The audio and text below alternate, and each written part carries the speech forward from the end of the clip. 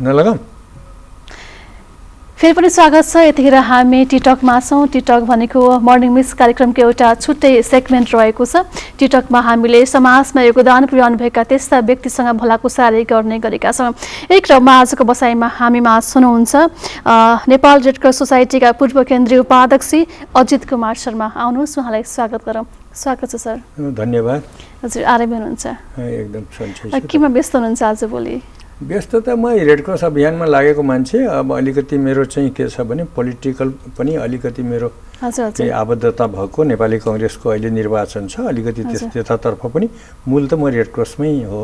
त्यो रेड क्रसकै जति जे गतिविधिहरू छन् त्यसैसित तपाईँको मेन जग भनेको चाहिँ रेड क्रस भयो। त्यस अलावा तपाईँ राजनीतिमा पनि हुनुहुन्छ, तपाईँको खेलमा पनि तपाईँको त्यति भूमिका रहेको छैन। थोरै तपाईँको अलिकति पृष्ठभूमि मैले जान्न खोजेँ, किनभने तपाईँसँग जीवन भोगाइका पनि लामो कहानी होला, लामो भोगाइ होला र तपाईँको यो कार्यक्षेत्रको पनि लामो अनुभव छँदै नै छ होइन। तपाईँको जन्मस्थान चाहिँ कुन ठाउँमा अनि बालिक अवस्थाले फर्किनु? जन्मस्थान म नेपालगञ्ज नै भन्दा हुन्छ होला। मलाई के लाग्छ भने हुन त म 2007 सालमा गौरको जुन छ गौरमा जन्मिएको। हेर्नुहोस्, त्यो चाहिँ यस्तो कोइन्सिडेन्स भन्छ नि, एउटा संयोग। मेरो मदर त्यहाँ जानुभएको थियो, प्रेग्नेन्ट हुनुहुन्थ्यो, म त्यहाँ जन्मिएँ। तर त्यो जन्मिएको लगत्तै मलाई के लाग्छ भने अब कति दिन, 1 महिना 2 महिनामा त यता आइहाल्यो। त्यसले गर्दा जन्मस्थल त नेपालगञ्जै हो। अब भन्दा त्यसमा कुनै किसिमको अतिक्ति होला जस्तो लाग्दैन मलाई। हजुर, तपाईँको यो बाल्य अवस्था चाहिँ कसरी हुर्क्यो होइन? अलिकति रमाइलो कुराहरू हुन्छन्, तिता मिठा पनि भोगाइ पनि हुन्छन्। बाल्य अवस्थाको कुराकानी भोगाइ त छ, एकदम निर्मम छ भन्ने हो भने मेरो बाल्यकालमा मेरो पिताजीको स्वर्गवास भयो। मेरो जुन छ म करिब त्यही तपाईँको पुग 1-2 वर्षको थिएँ होला। त्यो बेलामा मेरो पिताजीको स्वर्गवास भयो र मेरो जति पनि भयो मतलब स्याहार समार शिक्षा दीक्षा मेरो मामा घरमै भयो। मेरो मामा घर त्यही घरबारी टोलमा हो, नेपालगञ्जको घरबारी टोल। उहाँकै संरक्षणमा म हुर्केँ बढेँ। शिक्षा दीक्षा पनि उहाँकै रेखदेखमा, उहाँकै संरक्षकत्वमा भयो। उहाँले चाहिँ मेरो चाहिँ राम्रोसित भनौँ न के भने त्यति अप्ठ्यारो चाहिँ केही भएन। तर जीवनमा बुवाको उपस्थिति चाहिँ मैले अनुभूति गर्न पाइनँ। जीवनमा बुवाको चाहिँ कमी भयो तपाईँलाई हैन? त्यो चाहिँ अवश्य पनि भयो। त्यसको आपूर्ति चाहिँ मेरो मामा यहाँको प्रतिष्ठित व्यक्ति हुनुहुन्थ्यो। उहाँ पनि, उहाँ पूर्णराज शर्मा, उहाँकै संरक्षकत्वमा, उहाँकै रेखदेखमा चाहिँ म हुर्केँ। मलाई आफ्नो पिताको कमीको अनुभूति चाहिँ उहाँले हुन दिनु भएन। त्यो चाहिँ भयो। आफ्नो छोरा तुल्य राखेर त्यो गर्नु, त्यो चाहिँ रह्यो। अब तै पनि बुवाको कमी त मान्छेलाई फिल भइहाल्छ। सबैको देख्दाखेरि ए मेरो पनि बुवा भएको भए के हुन्थ्यो के नहुन्थ्यो भन्ने, जतिसुकै त्यसको आपूर्ति अरूले गरे पनि त्यो थियो अवस्था। राम्रै बित्यो मेरो बाल्यकाललाई। म त्यति सङ्घर्षपूर्ण मान्दिनँ, किनभने मेरो मावलको जुन किसिमको संरक्षण थियो त्यसले मलाई कहीँ त्यस्तो किसिमको अप्ठ्यारो परिस्थितिबाट भोग्नुपर्ने जस्तो मलाई फिल भएन। हजुर, अब बच्चामा कसैको बानी चाहिँ एकदमै चुलबुले हुन्छ होइन, कसैको बानी चाहिँ एकदमै बोल्न डराउने हुन्छ। तपाईँको स्वभाव चाहिँ कस्तो थियो बच्चामा? अब म बाल्यकालदेखि नै अब बोल्न डराउने त होइन। हेर्नुहोस्, म बाल्यकालदेखि चुलबुले भन्ने कुरा, अब यहाँ घरबारी टोल भन्ने ठाउँ यो बाँकी जिल्लाको सबैभन्दा, विशेष गरेर नगरभित्रको सबैभन्दा सक्रिय ठाउँ हो, एक्टिभ ठाउँ। शिक्षाको, राजनीतिको, खेलकुदको, जुनसुकै क्षेत्रमा तपाईँ कुरा गर्नुहोस्, व्यापारको केन्द्र त अहिले पो भएको छ। त्यो त्यतिखेर चाहिँ समष्टिमा यो बाँके जिल्लाको नेतृत्वदायी भूमिका निर्वाह गर्ने टोल भन्दा हुन्छ। शिक्षा चाहिँ शिक्षा हो, समाजसेवा हो, जुनसुकै समाजसेवाको क्षेत्रमा कुरा गर्ने हो भने पनि रेड क्रसको जन्म दिने, यहाँ जिल्लामा जन्म दिने खेमराजजी त्यहीँ हुनुहुन्छ, नर्मदाजी त्यहीँ हुनुहुन्छ, म त्यहीँ हुर्के बढेँ। खेलकुदकै कुरा गर्नुहुन्छ भने ओलम्पियन सुरेन्द्र हमाल जो अहिले मान्य हुनुहुन्छ, मन्त्री हुनुहुन्छ, उहाँ पनि त्यहीँ हुर्किनु बढ्नुभयो। राष्ट्रिय अन्तर्राष्ट्रिय, म स्वयं नै खेलकुदसित आबद्ध मान्छे। अन्तर्राष्ट्रिय रेफ्री भए मैले। अन्तर्राष्ट्रिय ठुल्ठुला प्रतियोगिताहरू खेलाइसकेँ भनेपछि त्यो घरबारी टोल त के हो भने सम्मिश्रण हो, एउटा गुणकै सम्मिश्रण हो। त्यो वातावरण हुर्केपछि मैले सङ्कोच अप्ठ्यारो चाहिँ कहिले पनि अनुभूति भएन मलाई। पढाइ लेखाइमा पनि म अलि तीक्ष्ण बुद्धि नै थिएँ। अनि पढाइ लेखाइमा तीक्ष्ण बुद्धि हुने मान्छे खेलकुदतिर पनि हुँदो रहेछ भन्ने मेरो आफ्नो अनुभव छ। त्यसले अनि राजनीतिमा पनि के विद्यार्थी राजनीतिमा भनौँ लागियो। 26 सालको नेपाल विद्यार्थी सङ्घको गठनदेखि नै त्यहाँ लागियो भनौँ। क्याम्पसमा पनि विद्यार्थी युनियनमा लाग्यो, राजनीतिमा पनि रह्यो। त्यसले गर्दाखेरि अब राजनीतिमा लागेपछि, खेलकुदमा लागेपछि, समाजसेवामा लागेपछि मान्छे बोल्न सकेन भने त हटाउँदैनन्। त्यसले गर्दा त्यही गुणले भरिपूर्ण भएर नै अब त्यो क्षेत्रमा लाग्नुभयो होइन? भनिसकेपछि बोल्न डराउने गुण त म भन्न सक्दिनँ, तर त्यो भनौँ प्राकृतिक नै हिसाबले, वातावरणीय हिसाबले नै त्यो चाहिँ त्यसै वातावरणमा हुर्केको हुनाले ती गुणहरू स्वयमेव आफै आए भन्न पर्दा हुन्छ होला। जस्तो भन्छ नि अब एउटा परिवारको चाहिँ आफ्नो छुट्टै आफ्नो सन्तानप्रतिको मेरो सन्तानले गरिदियो हुन्थ्यो भन्ने चाहिँ हुन्थ्यो होइन? तपाईँको प्यारेन्ट्सले चाहिँ तपाईँको अभिभावक भनौँ न, बुबा चाहिँ हुनुहुन्थेन भन्नुभयो, तपाईँको अभिभावकत्व तपाईँको बुबाको पूर्ति चाहिँ मामाले गर्नुभयो भन्नुभयो होइन? अब मामाकै कुराकानी गरौँ न, मेरो भान्जा चाहिँ के बन्दियो हुन्थ्यो भन्ने चाहिँ उहाँहरूको लाग्थ्यो चाहिँ? त्यो बेलामा नेपालगञ्जको परिस्थिति के थियो भने एउटा मानसिकता थियो कि डक्टर भनेको, इन्जिनियर भनेको नै ठुलो मान्छे हो समाजमा भन्ने एउटा भावना थियो। त अहिले पनि विद्यमान छ, तर पहिलेभन्दा धेरै कम भएको छ है। पहिले त डक्टर भएपछि त्यो सबभन्दा ठुलो मान्छे, समाजले सबभन्दा मान्ने मान्छे भनेर। त मेरो पेरेन्ट्स, मेरो आमा हुनुहुन्थ्यो, मेरो मामा, उहाँको इच्छा थियो डक्टर बनोस् भनेर। किनभने त्यही हिसाबले मैले साइन्सतिर म पढेँ होइन, आइएससी गरेँ, तर आइएससी मैले राम्रो अङ्क प्राप्त गर्न सकिनँ। त्यसले गर्दाखेरि मलाई रुसको सिट प्राप्त भएको थियो, तर म रुस जान चाहेन। अनि त्यसपछि मेरो चाहिँ त्यो डक्टर, उहाँहरूको पनि जुन अपेक्षा थियो मबाट, त्यो अपेक्षाको पूर्ति गर्न सकिनँ र म पनि डक्टर बन्न सकिनँ भनौँ न। परिस्थितिले र 10तिरको गतिविधिमा पनि संलग्न भएको हुनाले पनि हुनसक्छ होला सम्भवतया, त्यही हो कुरा। जस्तो अब हुन्छ नि अब अहिले फर्केर हेर्दाखेरि होइन, धेरै अब चरण पार गरिसक्नु भएको छ, धेरै क्षेत्रमा पनि तपाईँ हुनुहुन्छ।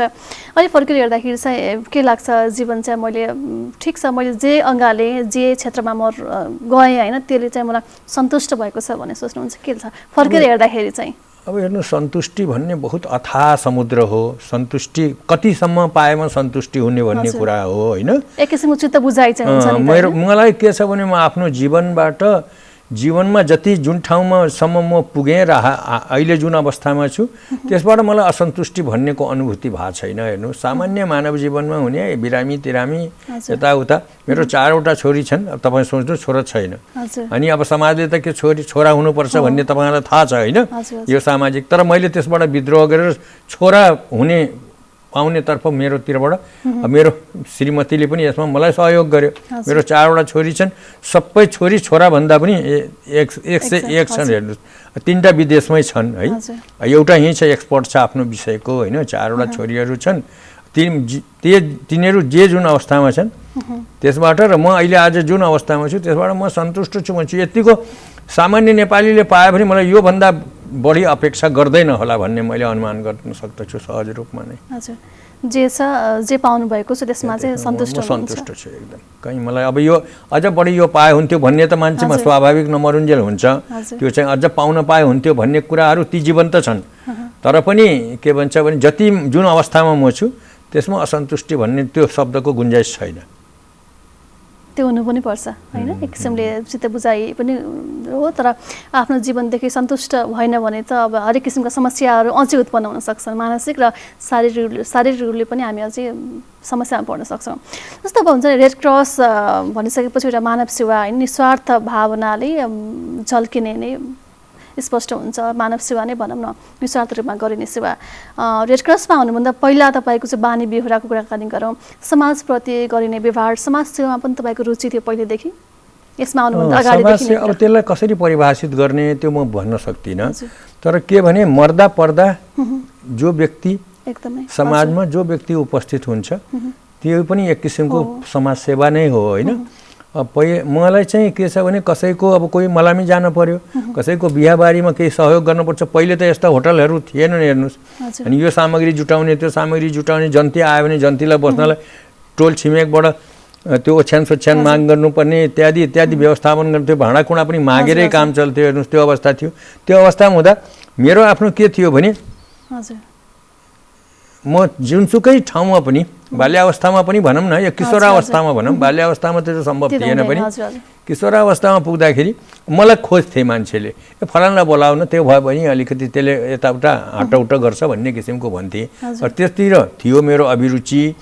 त्यो पनि होला एउटा कारण, जस कारणले मलाई रेड क्रसतर्फ यो विभिन्न सामाजिक क्रियाकलाप कलापतर्फ डोर्याएर लग्यो त्यो भावना त त्यहीँबाट मलाई जाग्यो होला जस्तो मलाई लाग्छ स्वस्फूर्त म त्यसलाई अहिले चाहिँ अनुभूति त गर्न सक्छु तर यस्तै नै यही कारण हो भनेर गिटानको भन्न सक्ने अवस्था चाहिँ छैन जोस परेको बेला समाजमा चाहिँ तपाईँको बस्तीतिर रहने गर्थ्यो होइन तपाईँले सक्नु जति सहयोग चाहिँ गर्नुहुन्थ्यो रेड क्रससँग आबद्धता हुनुभएको ठ्याक्कै कति वर्ष भयो अब 48 वर्ष म ठ्याक्कै 48 वर्ष एउटा युग भयो म रेड क्रसमा लागेको रेड क्रस र खेलकुद अलिकति जेठो छ रेड क्रस अलि पछाडि खेलकुदमा त म विद्यार्थी जीवनदेखि नै लागेँ त्यो मलाई लाग्छ मैले 22मा एसएलसी पास गर्ने बेलामा म खेलकुदमा आइसकेको थिएँ विभिन्न चरणमा त्यसले गर्दाखेरि अब त्यसपछि म लागेको भने रेड क्रस म यहाँ परिवार नियोजनको पनि संस्थापक सचिव हो हेर्नु परिवार नियोजन सङ्घ भन्ने एउटा संस्था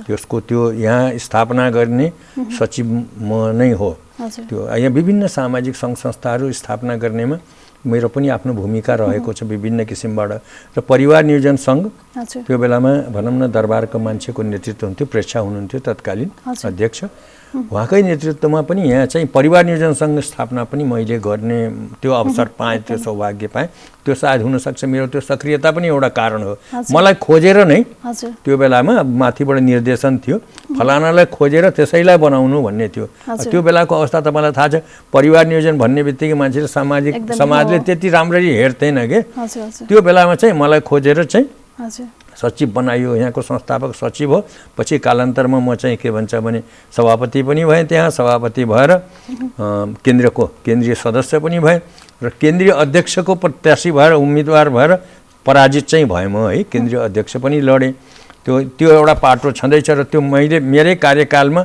मैले नै निर्माण गर्ने जुन प्रयास गरेँ त्यो परिवार नियोजन सङ्घको भवन अहिले पनि त्यो रेड क्रससितै सँगै जोडिएको त्यो जीवन्त नै छ अहिलेसम्म एउटा त्यो पनि एउटा पाटो मैले झलक्क सम्झेँ तपाईँले त्यतातिर मलाई पुर्याउनु भयो है त्यसको लागि धन्यवाद अब रह्यो रेड क्रसको कुरा तर रेड क्रस जति मलाई कसैले तान्न सकेन हेर्नुहोस् रेड क्रसमा मैले देखेँ त्यो पीडित मान्छेहरूको जुन आर्तनाद छ तिनको वेदना छ त्यो बाढीमा हामीहरू गएको उनीहरूको घरबार सब विहीन भएको त्यो अवस्था हेरेपछि मलाई त्यसले सबभन्दा बढी जगायो हेर्नुहोस् र सबभन्दा बढी त्यसैतर्फ मैले पढाइ लेखाइमा स्नातकोत्तरसम्म अध्ययन गरेको छु जागिर गरेको भए सायद सचिव भएर रिटायर हुने अवस्था पनि त्यो हुन्थ्यो होला कुन वर्ष गरे भने तपाईँ सोच्नुहोस् 2030 सालमा म लगभग त्यहाँ त्यो अवस्थामा पुगिसकेको थिएँ म मास्टर्स पढ्दै थिएँ लखनऊ विश्वविद्यालयमा त्यो पढ्दैको अवस्थामा त्यहाँबाट बाहिरिएको भनेपछि त मलाई चाहिँ यतैतिर यसैले तान्यो के जागिर गर्ने जागिर पनि गरेँ मैले नगरे होइन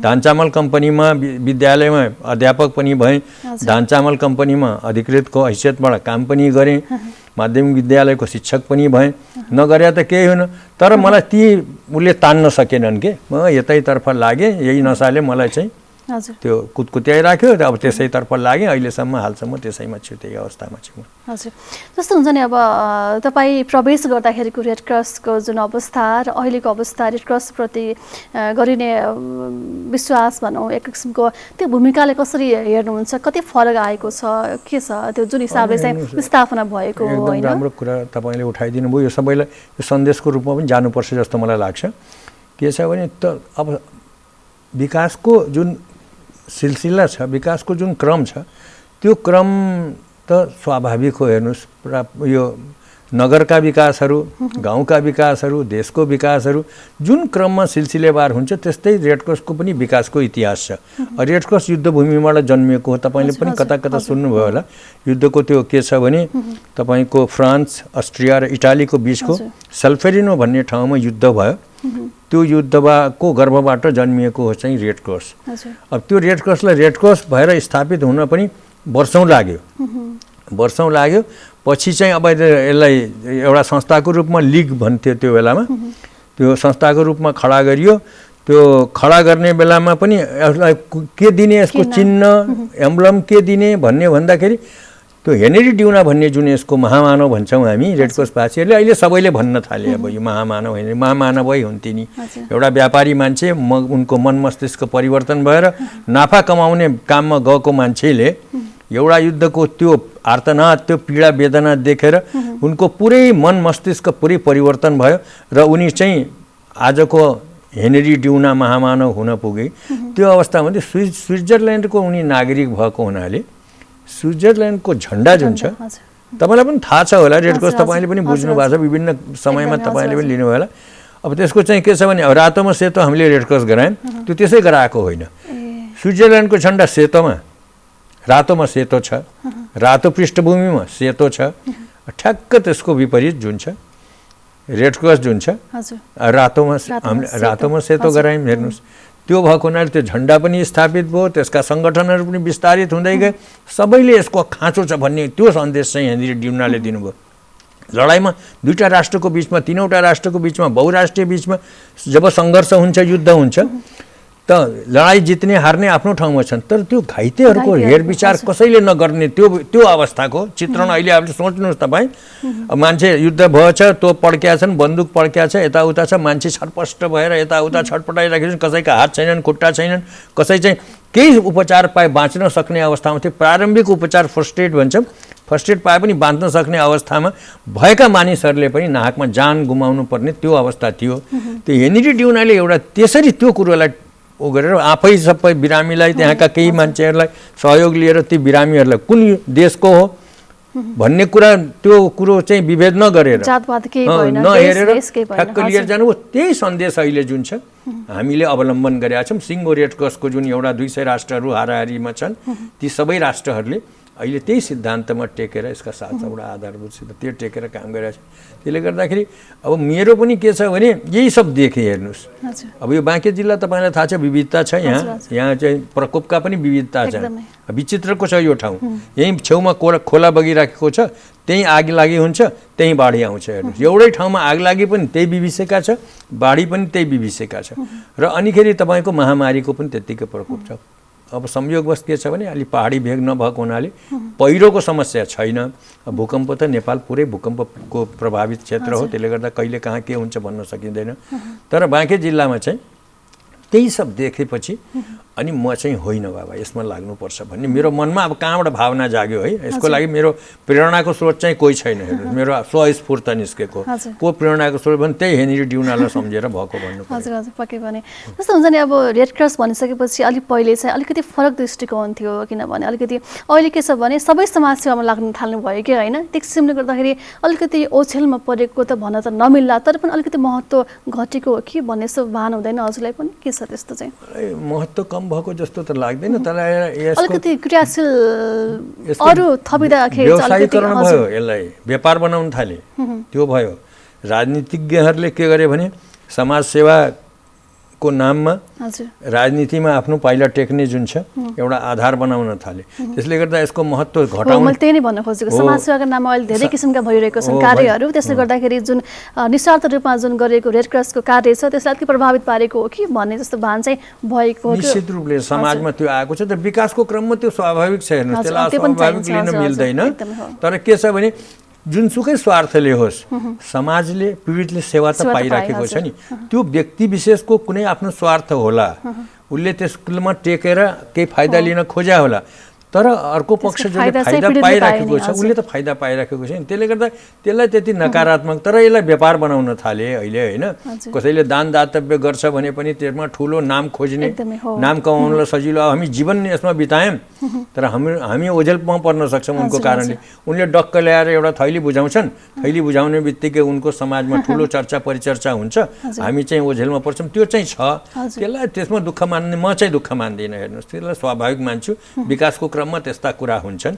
अब मान्छे चाहिँ के छ भने गुणदोषको त मिश्रण त मान्छे हो नि, न त्यो नभए त भगवान् भइहाल्थ्यो नि। त्यसले गर्दाखेरि त्यसलाई त्यति अस्वाभाविक नमान्नु। समाजले त्यसले फाइदै भएको छ, समाजलाई नुकसान भएको छैन। हजुर, जस्तो अब तपाईँ पूर्व केन्द्रीय उपाध्यक्ष भइरहँदाखेरि त्यो जुन पद सम्हालिरहँदाखेरि तपाईँले गर्नुभएको कामलाई अलिकति स्मरण गरौँ न। अब कामलाई त्यसरी हेर्नुहोस्, मैले सबभन्दा बढी काम गर्दै बाँके जिल्लामा गरेँ है, सबैभन्दा बढी। त्यो बेलामा त के भने बडो अप्ठ्यारो परिस्थितिमा थियो रेड क्रस। न पैसा थियो, न स्रोत साधन केही थिए। कहीँ कुनै जान पर्यो सेवा दिन भनेर त्यो बटुल्न पर्ने, यताउता एउटा मागजाङ गरेर मान्छेले दिए भने दिए, दिएनन् भने पनि अब त्यहाँको अवस्था के छ त्यो अध्ययन गर्न हिँडेर जान पर्थ्यो। हेर्नुहोस्, कुनै साधनले त्यहाँ बेला उपलब्ध थिएन। अब पूर्वी बाँके सबभन्दा बढी प्रकोप प्रभावित क्षेत्र हो है। त्यो त्यहाँ जान पर्दाखेरि अब अहिले जस्तो मोटर चढ्यो, मोटरसाइकल चढ्यो, यो फलाना चढ्यो भन्ने कुरा थिएन। हामी 5-6 जना साथीहरूको एउटा समूह बनाउँथ्यौँ, झोला बोक्यो, अनि अब जो अलिकति सम्पन्न मान्छे त्यसका अगाडि भात खान दिए, भात खायो, अनि त्यसपछि चाहिँ आफ्नो गयो उनीहरूको तथ्याङ्कको अवस्था के छ, कसको कति हानि नोक्सानी भएको छ, के हामी गर्न सक्छौँ, यी सबै कुरोको तथ्याङ्क सङ्कलन गर्ने प्रारम्भिक चरणमा, त्यसपछि कसरी सकिन्छ तिनका दुःख दर्दहरू कम गर्न सकिने। अब समष्टिमा त हामी सक्दैनौँ, सरकारले पनि नसक्ने कुरा, तैपनि न्यूनतम के सेवा दिन सकिन्छ, के मलमपट्टी लाउन सकिन्छ त्यसको तर्फ प्रयास गर्ने, सबभन्दा त्यो भयो। र मेरो सबभन्दा विकट, सबभन्दा धेरै अप्ठ्यारो परिस्थिति र सबभन्दा बढी मैले काम गरेको भनेको भूकम्पमा। यो 2012 मा जुन अहिले भूकम्प गयो नि, त्यो भूकम्पमा चाहिँ त्यो कस्तो भयो भने म काठमाडौँमै थिएँ है, केन्द्रीय उपाध्यक्ष भएपछि काठमाडौँमा केही बस्नुपर्छ, सधैँभरि बस्नु पर्थेन। यो 15 जिल्ला तत्कालीन बेलामा अब यो क्षेत्रीय विभाजन थियो नि त, 5वटा विकास क्षेत्र थिए, त्यो आधारमा मध्यपश्चिम क्षेत्र थियो, त्यसको संयोजक नै भनौँ, मूल मान्छे नै म थिएँ। त्यसले गर्दा मेरो केन्द्रीय कार्यालय चाहिँ यहीँ, तर म उपाध्यक्षको हैसियतले बेला बेलामा म संयोगवश त्यो बेलामा काठमाडौँमै थिएँ। हेर्नुहोस्, भूकम्पमा बेलामा, र म एउटा अपार्टमेन्ट मैले लिएको थिएँ, त्यो अपार्टमेन्टभित्र थिएँ म एक्लो। ठ्याक्क त्यही बेलामा भूकम्प गयो, मेरो जीवन मैले यत्तिकै हो भन्ठाने त्यो अवस्थामा गयो है। अनिखेरि चाहिँ अब बाँचिन्न भन्ने भयो, तैपनि बाँचियो, त्यो केही भएन, त्यो अपार्टमेन्टहरू चर्क्यो यताउता ठाउँ ठाउँ। मेरो कोठामा म र मेरो छोरी थिएँ, मेरो छोरी बाहिर थियो, श्रीमती पनि थियो त्यो बेलामा सँगै, उनीहरू बाहिर गएको थिए, म चाहिँ त्यहीँ थिएँ। र त्यो बेलामा अब त्यो बेलाको घटनालाई, त्यो बेलाको अवस्थालाई चित्रण नगर्नु धेरै लामो हुन्छ, तर त्यो हुन पाएको छैन। आयो तमाम रिपोर्ट, अनि हामीलाई खबर आयो, मसँग त केही पनि छैन, म जुन अपार्टमेन्ट कोठामा बस्थेँ त्यहाँबाट निस्क्यो, त्यो अटो लक सिस्टम थियो, बुझ्नु भएन, त्यसको त्यो केले रिमोटले खुल्नेवाला, त्यो रिमोट सिमोट सब भित्र छ, मेरो पैसा जैसा सब छ, मोबाइल सोबाइल केही छैन, चप्पल लगाएको छु, बाहिर जे लगाएँ त्यो लगाएर चाहिँ एउटा स्लिपिङ सुट छ, त्यो लगाएर बाहिर निस्केँ। त्यसपछि म भित्र जान सकिनँ, किनभने मसँग त्यो साँचो छैन, एउटा रिमोटको साँचो मेरो छोरीसित थियो, एउटा मसँग थियो, म भित्रै रह्यो। त्यसपछि म भागेर जुन छ त्यो छेउमै बागमतीको ढिकमा म पुगेँ। हेर्नु, त्यो पुगेको थिएँ, त्यतिकैमा मेरो साथीहरू जो बाँचेका थिए ती मलाई खोज्दै आए, म पनि तिनीहरूलाई खोज्दै, म त सबभन्दा आफ्नो परिवारको चिन्ता भयो। तिनीहरू पशुपति गएको थिए, मेरो जेठान भर्खर बितेको 13 दिन भएको थियो, उनीहरू पशुपति गएको थिए, उनीहरू मलाई खोज्ने। अब कति घर खसेको थियो त्यो कल्पनै गर्न सक्नुहुन्न, यता हेऱ्यो धुवाँ धुलो, त्यो बागमतीको छेउमा म उभिया छु त्यो अवस्थामा। अनि मेरो साथी एकजना तिलक मल्ल भन्ने हुनुहुन्छ मुगुको, उहाँ पनि केन्द्रीय सदस्य हुनुहुन्थ्यो, उहाँले घर त्यहीँ छेउमा बनाउनु भएको थियो, उहाँ मलाई खोज्दै आउनुभयो। अनि उहाँको मोबाइल जब मैले भेट्टाएँ अनि ठाउँ ठाउँमा सम्पर्क गर्न खोजेँ, मेरा मान्छेहरू छन् छैनन्, को मर्यो को बाँच्यो, त्यो अवस्था थियो एकदम, भन्नुहोस् न त्यो अप्ठ्यारो अवस्थामा। तर कोही संयोगवश कुनै मान्छे पनि, न रेड क्रस कर्मी मरेका छन्, त्यतिकैमा त्यही फोनमा मलाई खबर आयो तुरुन्त मिटिङ छ आउनुहोस् भनेर। हेर्नुहोस् त हामी भन्ने गर्छौँ अहिले रेड क्रसको भाषामा, डे फर्स्टबाट पहिलो दिन जुन दिन भूकम्प गयो त्यो दिनबाट त्यही दिन साँझ मिटिङ बस्यो, अर्को दिनबाट हाम्रो सर्भिस तथ्याङ्क कति भक्तपुरमा यति मरे, ललितपुरमा यति मरे, काठमाडौँमा यति घर भत्के, यति मान्छे मरे, अनि जिल्लागत रूपमा अनि 14 जिल्ला सबभन्दा बढी प्रभावित भएको थियो। त्यो मेरो जीवनको सबभन्दा ठुलो कठिन अवस्था र सबभन्दा बढी काम गरेको अवस्था चाहिँ त्यो दिनदेखि हामी बिहान 6 बजेदेखि राति 10 बजेसम्म निरन्तर पुरै टिम हामी त्यसमा लाग्यौँ र हामीले चाहिँ सफल भएरै छोड्यौँ। त्यसमा मर्ने मान्छेलाई बचाउन त सकिएन, हेर्नुहोस्, तर उनीहरूलाई जुन सेवा दिनुपर्थ्यो राष्ट्रिय अन्तर्राष्ट्रिय रूपमा तुरुन्त अपिल गऱ्यौँ। हाम्रो ठुलो प्रकोप पऱ्यो भने अपिल गरेर मात्रै हुन्छ, राष्ट्रले थेग्न सक्दैन, जिल्लाले थेग्न सक्दैन, त्यसको लागि अपिलमा जानुपर्छ। अपिलमा चाहिँ हाम्रो छाता सङ्गठन छ, फेडरेसन भन्छौँ हामी, अन्तर्राष्ट्रिय रेड क्रसको फेडरेसन, त्यसको हामी पनि सदस्य राष्ट्र भएको नाताले जुन राष्ट्रमा पर्छ त्यो फेडरेसनले चाहिँ, अनि अन्तर्राष्ट्रिय रेड क्रसको समिति छ आइसिआरसी सबै थुप्रै, हेर्नुहोस् 20-22 वटा राष्ट्रहरू 48 घन्टा 72 घन्टाको उसमा, अनि हामी टेन्ट लगाएर भवनभित्र बस्ने, रेड क्रसको भवनभित्र बस्ने अवस्था पनि त्यहाँका पनि कतिपय जर्जर अवस्था थियो। त्यो जस्तो मैले विषम अवस्था चाहिँ कहिले फिल गरेन। एउटा यही जिल्लामा काम गर्दा बाढी आएको थियो पारी, अनिखेरि हामी गयौँ, यो होलिया भन्ने ठाउँ छ यहाँ, तपाईँले पनि थाहा पाउनु भयो होला। त्यहाँ जाँदाखेरि अनि अब के सकिन्छ, अब त्यो सब लगत लिन जाँदा अनिखेरि कुन गाउँ कहाँ के भनेर सोधपुछ गर्दाखेरि त्यहाँका मान्छेले देखायो त्यहाँ हिजो राति 12 बजेसम्म त्यहाँ गाउँ थियो भनेर, त्यो बिचमा गाउँ थियो भनेर भन्दा त्यो सम्झिँदाखेरि अब सोच्नु जिलिङ्ग हुन्छ कि हुन्न ज्यू। त्यहाँ भएका मान्छे के भए, तिनका सामानहरूको त कुरै नगरौँ, त्यो गाउँ चुर्लुमै डुबे बगाएर लग्यो। तर सौभाग्यवश त्यो बाढीको पूर्व जानकारी अब कसरी उनीहरूले मान्छेहरू हुन्छ नि गाउँले एउटा सिस्टम, त्यसबाट थाहा पाएर मान्छेभरि पारी गएछन्। तर गाउँ सिङ्गो बग्यो हेर्नुहोस्। त्यो अवस्था मैले सम्झिँदा अनि मलाई सबभन्दा उ भयो। अनि तिनीहरूलाई एउटा सिङ्गो गाउँको बस्ती गाउँ 2 भागमा विभाजित भयो। एउटा होलिया पारी भयो, एउटा होलिया वारी भयो। जुन हिजो एउटै थियो त्यो गाउँ, त्यहाँका मान्छेहरूसित अब के होला तपाईँ सोच्नुहोस्। वहीँ जम्मै जति छ भूमि त्यो पारी जुन ठाउँमा उनी बसेका छन् त्यो पनि जलामै छ। त्यहाँ त्यो बैलगाडा हुन्छ नि, बैलगाडामाथि उनी बसेका छन्। जुन घरहरू बगेनन्, स्कुलहरू पक्की घरहरू बगेनन्, अरू त त्यहाँ कुनै कल्पना थियो, अवशेष पनि थिएन। त्यो पक्की घरको छतमा, त्यो घरको छत पनि लेट पनि थेग्न नसक्ने अवस्थाको मान्छेको उपस्थिति थियो। त्यो त्यति भयावह अवस्था मैले जीवनमा कहिले पनि देखेको छैन हेर्नुहोस्, र अनुभूति गरेको छैन। सबभन्दा त बढी भूकम्पको बेलाको अवस्था, त्यसपछि त्यो अवस्था मैले सम्झिन्छु झलझली। त्यसले झन् अझ मलाई चाहिँ इनर्जी दियो कि म मरेको भए त कुरै सकिएको थियो। म मर्ने बाँच्ने अवस्था, मेरो सिङ्गो टिम जति छ, मेरो टिमका जति साथीहरू हुन्छन् केन्द्रीय समितिका, त्यसमा कति प्रशिक्षित, म पनि स्वयं प्रशिक्षित छु। नेपालमा सबभन्दा पहिले यो प्रकोपको प्रशिक्षण लिने मान्छे मध्ये एउटा म पनि हो हेर्नुहोस्। 2030 सालमा यो दैवी प्रकोप उद्धारको लागि जुन प्रशिक्षण लिन्छन् 30 सालमा सोच्नुहोस् तपाईँ, पहिलो मैले ट्रेनिङ लिएको 1 महिना ट्रेनिङ थियो। त्यसमा मान्छेको ज्यान बचाउनलाई के उपाय अवलम्बन गर्न सकिन्छ ती सबै विधाका प्रशिक्षणहरू थिए। 1 महिनाको तालिम मैले काठमाडौँमा लिएको थिएँ। त्यो मध्येको केही मान्छे, सीमित मान्छे मात्रै बाँचेका छन्, अरू सबै गइसके स्वर्गधाम। त्यो अवस्था छ। अब यही हो हेर्नुहोस्, धेरै अनुभवहरू है। जस्तो हुन्छ अब यो बाँकेमा चाहिँ रेड क्रसको अवस्था कस्तो छ, भूमिका चाहिँ कस्तो छ अहिले चाहिँ, के छ? अब बाँकीको रेड क्रस त जहिले पनि शीर्ष रेड क्रसहरू मध्ये रह्यो, अग्रणी रेड क्रसहरू मध्ये रह्यो। जुन बेला मैले प्रवेश गरेँ त्यो बेला 2030 साल, त्यो बेलादेखि लिएर आजको अवस्थासम्म बाँके रेड क्रस औँलामा गन्ने 4वटा 5वटा रेड क्रस मध्ये मलाई लाग्छ 5 वर्ष त लगातार सर्वोत्कृष्ट रेड क्रस भइसक्यो यो। पछि हामीले त्यो प्रतिस्पर्धामा भाग नलिएपछि मात्रै अरू अगाडि आए। हामीले भाग नलिएको कारण के भने हामीले भाग लिएपछि अरू अगाडि आउन सक्दैनन् भनेर हामीले 3 वर्ष ग्याप गऱ्यौँ कि अरू फर्स्ट हुन् भनेर।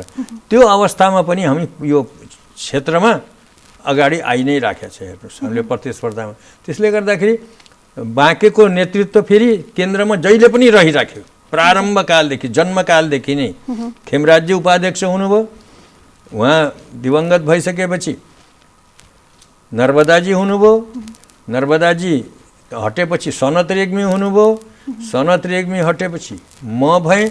त्यो निरन्तरता अहिलेसम्म कायमै छ र अब अहिले त अवसरै आएको छैन। चुनाव जब होला फेरि मलाई लाग्छ त्यसको पुनरावृत्ति हुन्छ। अझ त्योभन्दा माथि म अध्यक्षको उम्मेदवारै छु अहिलेसम्म भनौँ। अध्यक्षको मैले चाहना राखेको छु र धरानमा यदि सरकारले नरोक्या भए अध्यक्षको निर्वाचन लड्यो, जय पराजय थाहा छैन मलाई, तर अध्यक्ष हुने पनि सम्भावना, यो नेतृत्वदायी भूमिका चाहिँ रहेको छ बाँके रेड क्रसको। र सेवामा यो मात्रै होइन, रेड क्रसलाई नेतृत्व दिने मात्रै होइन, सेवा कार्यमा पनि र यो तपाईँको दैवीय प्रकोप उद्धार सम्बन्धी जति पनि पुरस्कारहरू छन् त्योभन्दा आधी पुरस्कार बाँके जिल्लाले जितेको छ। योभन्दा बढी के भन्नु तपाईँ? जो सक्रिय रूपमा लागिरहेको छ, अहिले पनि अग्रणी भूमिकामा छ। यहाँका सभापति, यहाँको रेड क्रसको कमिटी त्यो अहिले पनि औँलामा गन्ने मध्ये छ। शीर्ष मान्छेहरू मध्ये नै हुनुहुन्छ जिल्लाको नेतृत्वदायी भूमिकामा रहेका साथीहरू मध्ये। हजुर, एकदमै राम्रो काम। जस्तो अब तपाईँ खेलकुद अन्तर्राष्ट्रिय रेफ्री समेत भइसक्नु भएको छ, अन्तर्राष्ट्रिय स्तरका खेल पनि खेलाइसक्नु भएको छ होइन? स्मरण गरौँ न कस्तो जोस जाँगर थियो त्यतिखेर होइन? कस्तो सम्झिनुहुन्छ यो खेल क्षेत्रलाई चाहिँ तपाईँले? अब मेरो उमेर 70 वर्ष भयो हेर्नुहोस्। मैले 2030 सालमा राष्ट्रिय खेलाडीको हैसियतले यो भेरी अञ्चल, पहिले अञ्चल स्तरीयको प्रतियोगिता हुन्थ्यो, त्यो भेरी अञ्चलको मतलब भनौँ त्यसको एउटा खेलाडी एउटा भएर मैले राष्ट्रिय प्रतिस्पर्धामा भाग लिएको छु। भलिबल विशेष गरेर मेरो खेल चाहिँ भलिबल हो। त मेरो अब खेल हेरेर हो या ममा भएको के क्वालिटी हेरेर जापानी प्रशिक्षक हुनुहुन्थ्यो एकजना, उहाँले चाहिँ मलाई ठ्याक्क टिपिहाल्नुभयो। अनि यसलाई होइन खेलाडी भन्दा पनि यसलाई रेफ्रीमा, त्यो बेलामा नेपालमा कोही पनि अन्तर्राष्ट्रिय रेफ्री थिएन। अनि मलाई उहाँले रेफ्रीको ट्रेनिङ दिनुभयो। उहाँले रेफ्रीको ट्रेनिङ दिइसकेपछि क्रमिक रूपले मेरो चाहिँ त्यताबाट दिशा परिवर्तन भयो। खेलाडी हुने अन्तर्राष्ट्रिय हुन्थेन खेलाडी, तर अन्तर्राष्ट्रिय रेफ्री चाहिँ भएँ। अनि त्यो भएर मैले कोरियामा तपाईँको एसियाडदेखि लिएर तपाईँको श्रीलङ्कामा, बङ्गलादेशमा यी तमाम ठाउँमा मैले ठुल्ठुला अन्तर्राष्ट्रिय प्रतियोगिताहरू खेलाएँ। पछि अब त्यो ऊर्जा त नभए त त्यो सम्भवै छैन नि। खेलाडी रेफ्री त खेलाडीको सँगसँगै मिसिएर नै काम गर्नुपर्छ। अब मेरो त पृष्ठभूमि पनि खेलाडीको थियो, त्यसले गर्दा त्यो ऊर्जा त अहिले मनमा चाहिँ ती ऊर्जा अहिले पनि उम्लिराखेको छन्, तर शरीरले साथ दिनु पऱ्यो नि त होइन। अब त्यो किसिमको हुन पर्यो स्टामिना, त्यो किसिमको त्यो चाहिँ छैन। त्यो खेलकुद त मेन कारण हो जसको कारणबाट मलाई यी सब दुनियाँभरका बाटोमा लिएर जाने, किन मसँग त्यो इनर्जी नभएको भए त म त अरू बाटोमा जानै सक्दिनँ। जति मेरो मनमा इच्छा भए पनि सेवा कार्यमा गर्नको लागि पनि शारीरिक तन्दुरुस्ती चाहियो, भावना चाहियो, ऊर्जा चाहियो। यी एवं प्रकारका तत्त्वहरू छैनन् भने त त्यो खेलकुद त मूल कारण हो। हेर्नुहोस् मलाई त्यता लैजाने त। हामीसँग समयको अभाव भइसकेको छ, समयको पाबन्दी लागिसकेको छ। अन्तिममा के भन्न चाहनुहुन्छ? अन्तिममा त अब म रेडक्रस कर्मी भएको नाताले के भन्छु भने यो रेडक्रस एउटा मानवीय संस्था हो। यसलाई कसै तेरो मेरो भन्ने भावना नराखेर यसमा सबै समाहित हुनुपर्छ। 11,000 को हाराहारी बाँकी जिल्लामा छन्, 11 लाख का हाराहारी नेपालमा छन्। यो सङ्ख्या दोब्बरी होस्। सबै यो भावनात्मक रूपले स्वार्थलाई पर राखेर भावनात्मक रूपले रेडक्रस अभियानमा लागुन् भन्ने यही सन्देश दिन चाहन्छु। त्यही हो मेरो भनाइ, सन्देशै हो भन्नु सब यसलाई। हुन्छ, तपाईँको जीवनका भोगाई, तपाईँका कर्मक्षेत्रका तपाईँको अनुभव पनि साटासाट गर्ने मौका दिनुभयो। तपाईँको समय र साथको लागि तपाईँलाई धेरै धन्यवाद। आउँदै गरेको विजया दशमीको तपाईँलाई धेरै शुभकामना पनि छ। शुभकामना पनि फर्काएँ तपाईँलाई पनि, तपाईँको परिवारलाई पनि, र तपाईँहरूले जुन अवसर दिनुभयो, तपाईँहरूको यो टेलिभिजनको मार्फत जुन मैले यो सन्देश दिन पाएँ, राष्ट्रव्यापी रूपमै भन्छु मैले यो सन्देश दिन पाएँ, त्यसको लागि तपाईँहरूप्रति यो परिवार टेलिभिजन परिवारप्रति आभारी छु। धन्यवाद। धन्यवाद सर। टिकटकमा आजको हाम्रा पाहुना हुनुहुन्थ्यो नेपाल रेड क्रस सोसाइटीका पूर्व केन्द्रीय उपाध्यक्ष अजित कुमार शर्मा हस्त। आजलाई टिकटकको निर्धारित समय सकिएको छ। हामी एकैछिनमा जिल्ला अपडेट लिएर पुनः आउँछौँ, हामीसँग रहनुहोला।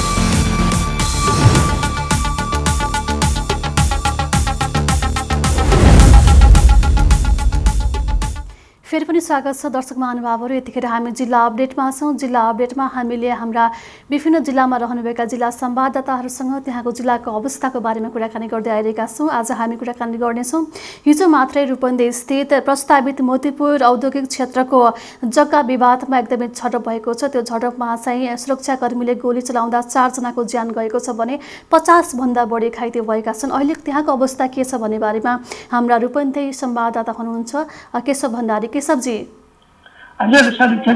जुन घटना हिजो भयो होइन, त्यो थोरै घटनाको पृष्ठभूमि बताइदिनुहोस् न छोटकरीमा। यो खास गरेर औद्योगिक क्षेत्र मोतीपुर औद्योगिक क्षेत्र 2072 सालमा नेपाल सरकारले औद्योगिक क्षेत्रको नाममा जग्गा चाहिँ लालबुद्धा दिएपछि त्यहाँको विवाद सुरु भएको हो। खास गरेर त्यहाँ धेरै स्थानीयहरू पहिला पनि जग्गा कब्जा गरेर बसिरहेका अवस्था थियो र पछि पनि जग्गा पाइन्छ भन्ने आशमा जुन त्यहाँ केही मान्छेहरूले नेतृत्व गरेर त्यहाँ मान्छे बसाल्ने काम भयो।